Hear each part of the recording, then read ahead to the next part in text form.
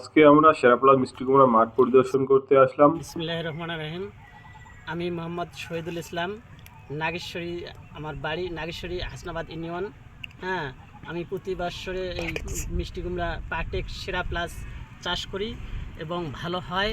এবার চাষ করেছি, আরও অনেক বেশি ভালো হয়ে গেছে এবং একটা করে মিষ্টি কুমড়া 5 থেকে 7 কেজি। হ্যাঁ, খাইতে খুব ভালো, ভিতরে কোনো ফাঁপা নাই, খুব খাইতে খুব সুস্বাদু। আশা করি আল্লাহ যেন বাঁচে রাখে, আগামীতে আরও যেন বেশি করে চাষ করতে পারে। হাইব্রিড মিষ্টি কুমড়া সেরা প্লাস পার্টেক্স অ্যাগ্রো কোম্পানির একটি বীজ।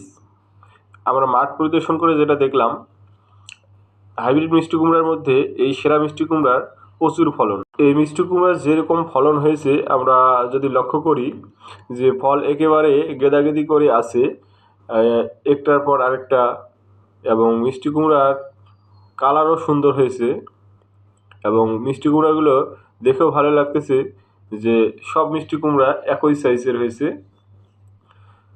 এবং এই মিষ্টি কুমড়াটার বিশেষ গুণ হচ্ছে এই মিষ্টি কুমড়ার ভিতরে ফাঁপা অংশ কম থাকে, মাংসল অংশ বেশি থাকে।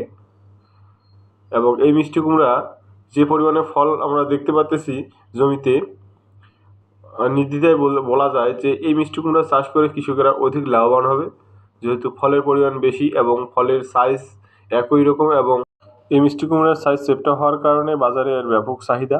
তাই আমরা মনে করি যে এই মিষ্টি কুমড়া চাষ করে কৃষকেরা লাভবান হবে। আর নতুন নতুন ভিডিও পেতে অবশ্যই চ্যানেলটি সাবস্ক্রাইব করে রাখবেন, পেজটি ফলো করে রাখবেন।